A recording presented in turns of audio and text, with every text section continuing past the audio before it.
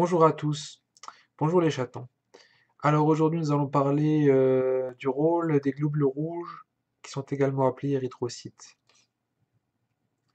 Alors je vais tout simplement d'abord vous montrer les globules rouges, hop, sur cette image. Donc voilà, donc j'ai déjà fait d'autres vidéos où j'ai expliqué un peu leurs propriétés.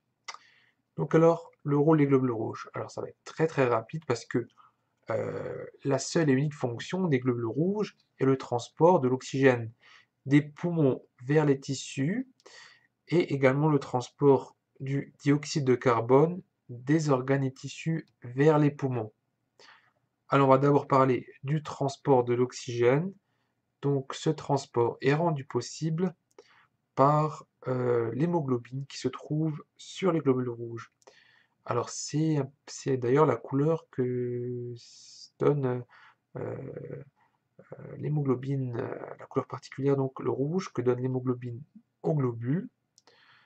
Donc, lorsque l'oxygène rencontre l'hémoglobine présente sur les globules, euh, cela va former ce qu'on appelle l'oxyhémoglobine, ce qui va permettre à la globule de transporter l'oxygène vers les tissus. Une fois arrivé au tissu et que le tissu a besoin de cet oxygène, ben, l'oxyhémoglobine va se dissocier et l'oxygène va partir de l'hémoglobine pour se rendre dans les tissus. Donc voilà, donc ça c'est la première propriété, le premier rôle de la globule rouge, c'est-à-dire qu'elle transporte l'oxygène, qu'elle apporte l'oxygène vers les tissus.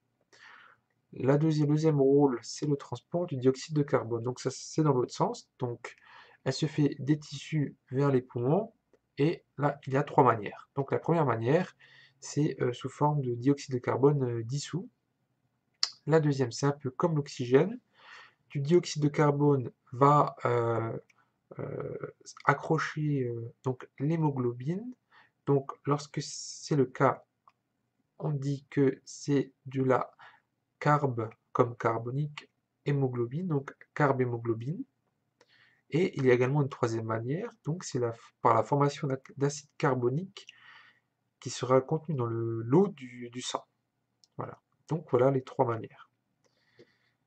Donc voilà, c'est pas plus compliqué, hein. Ça c'est le rôle des globules rouges. Donc j'en ai fini.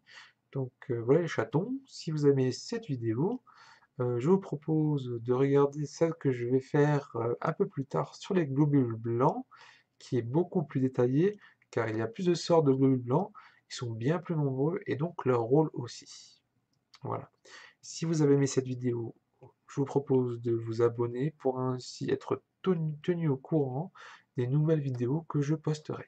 Et je vous remercie parce que ça a été un vrai plaisir de partager ce moment avec vous. Voilà. Bye bye.